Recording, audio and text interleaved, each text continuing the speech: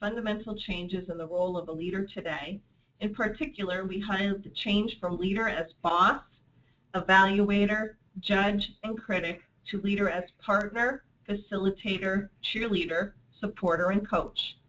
If leaders are to be the partners with the people they work with, they need skills that will enable them to find out what individual needs in order to accomplish their personal and organizational goals, to use a variety of leadership styles to meet those needs, and to set up a communication process for reaching agreement about what the leader and the individual can expect from each other as they work together.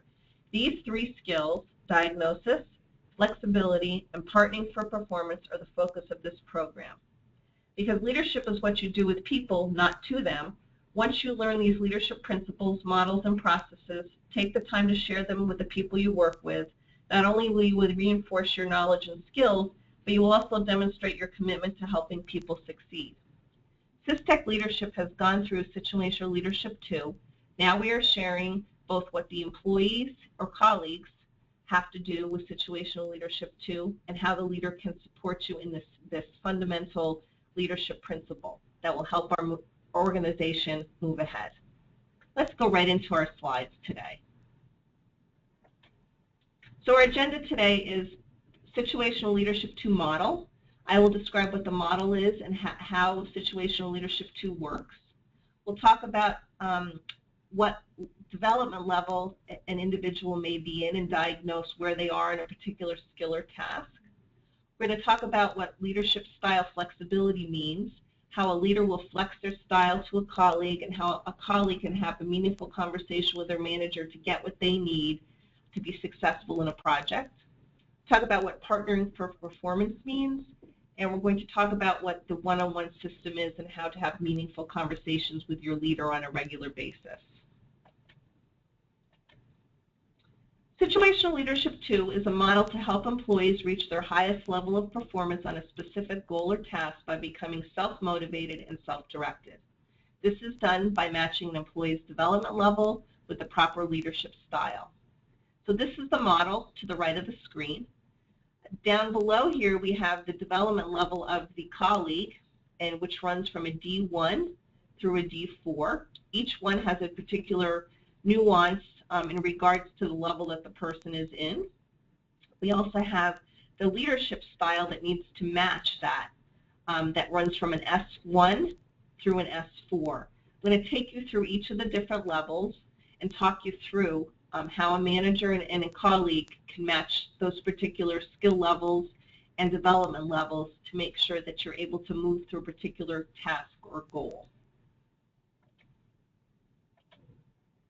The development level is comprised of an employee's competence in and commitment to each task, essentially their knowledge and skills balanced by their motivation and confidence.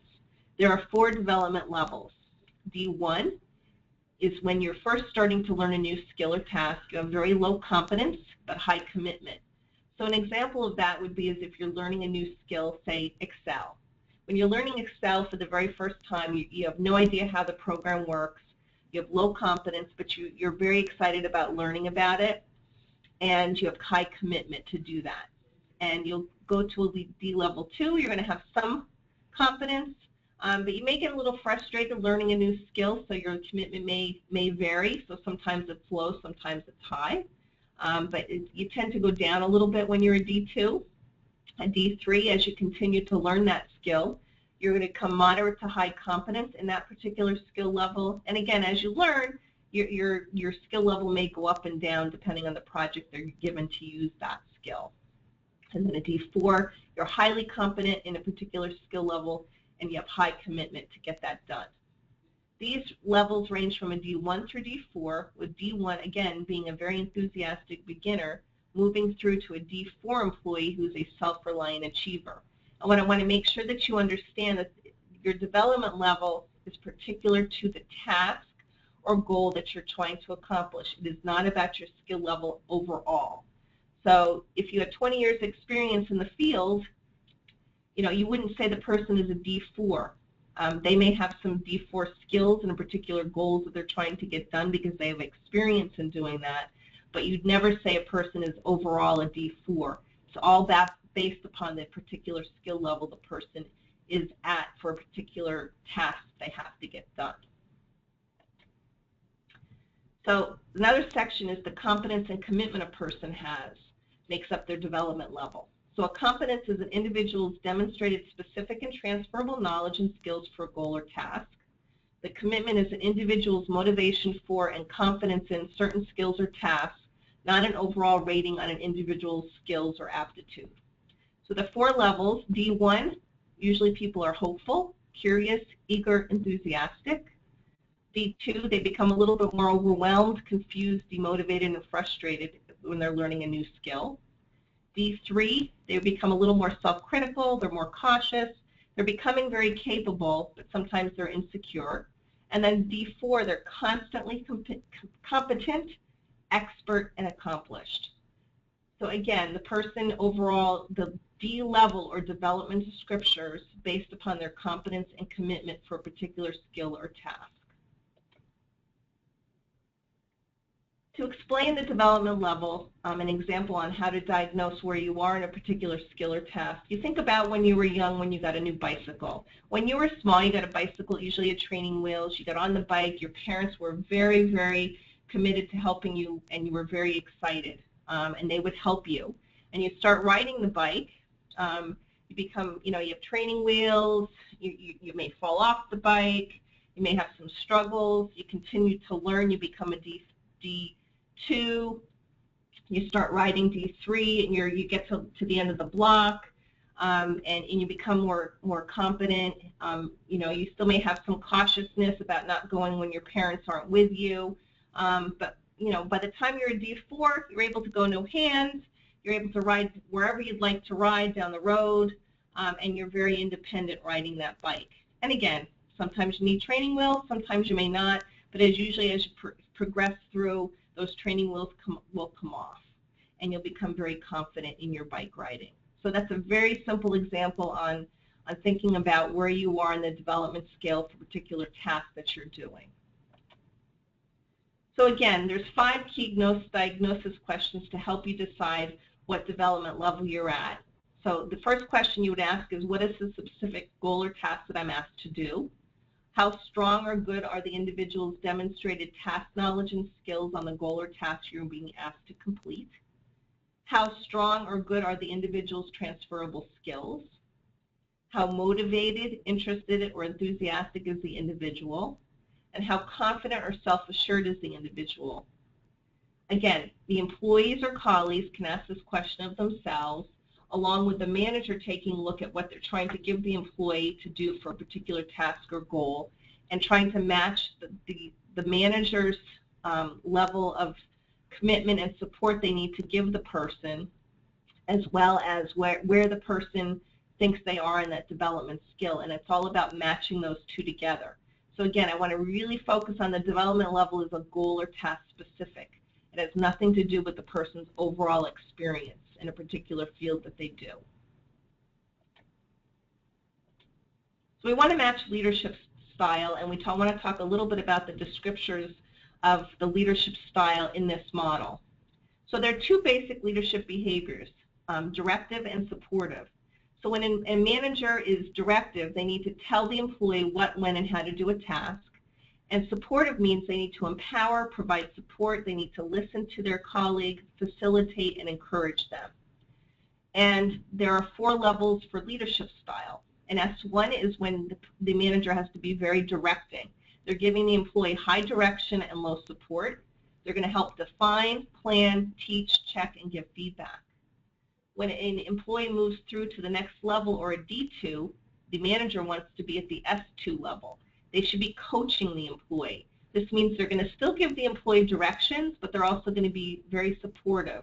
They're going to be exploring, asking, redirecting, sharing feedback, and encouraging. And S3, they're going to match that skill when you're a D3. They're going to give you less directions, but very high supportive, very encouraging leadership. They're going to be supporting. They're going to be asking, listening, reassuring, collaborating, encouraging feedback. And by the time the person gets to an S4 in a particular goal or task, they're not going to give them any direction, so they're going to be delegating, okay?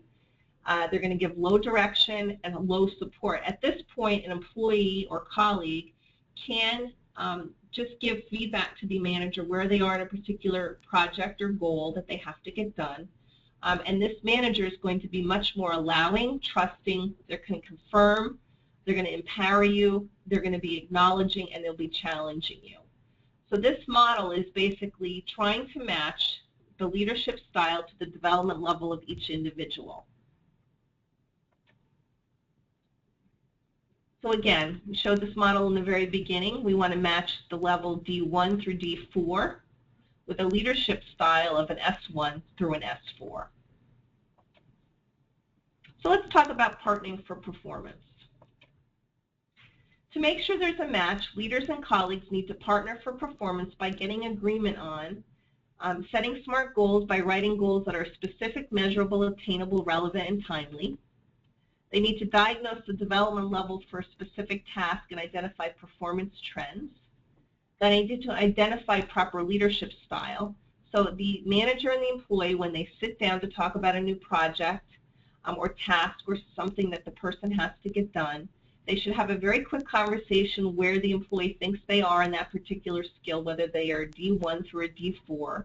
The manager will then be able to customize their approach to the person by being either very directive and supportive, or again, depending on the person's skill level, just supportive on what they need to get done with that particular project. And then you're going to have follow-up about attending one-on-one meetings. So to have a good leadership bond with the employee, you have to start with good conversations. And again, setting SMART goals, and so the employee or colleague understands what they need to do on a particular task. And then having those updated conversations, one-on-one meetings to get support or guidance or direction on what they need to do to get the project complete. Let's talk about the one-on-one system. Leaders at Systech have been trained with Situational Leadership II. They have been also trained on how to have one-on-one meetings. Now we are training our colleagues on how that should happen. So a leader should direct you on when those meetings should take place. We're highly suggesting a meeting happen every other week with your leader. Spend a half hour of time with them, put it on their calendar, and then in order to prepare the meeting, you're actually going to fill out a one-on-one form. And so the idea is to set regular meeting times with your leader, talk to your leader about when they want to do those meetings, complete a one-on-one meeting template before you go to the meeting. So again, having good meetings is all about being prepared. Using the one-on-one system is just helping you get prepared, putting your thoughts on paper so that you can have a meaningful conversation with your manager. During your meeting, you're going to take notes on action items and things that both of you, both the leader and the colleague, have to do within the next couple weeks to get the project to completion. You're going to set an agenda for the next meeting. And then again, these meetings you should start talking about where you are in a particular level and use the SL2 language to communicate what you need from your leader. Your leader is here to support you and help guide you through the projects and goals that you have to do to be successful, and they're there for you. So it's good to have that conversation that is meaningful, that they understand where you are so they can customize your approach to you as an individual. So the actual one-on-one template contains a couple different things. It'll contain the Systech top 3, your department top 3, or your top 3 that you need to accomplish at a particular time, and these can change over time. Again, we'll put in new ones for 2016. You may have different goals and responsibilities as the year progresses, and you can change this template as you need to.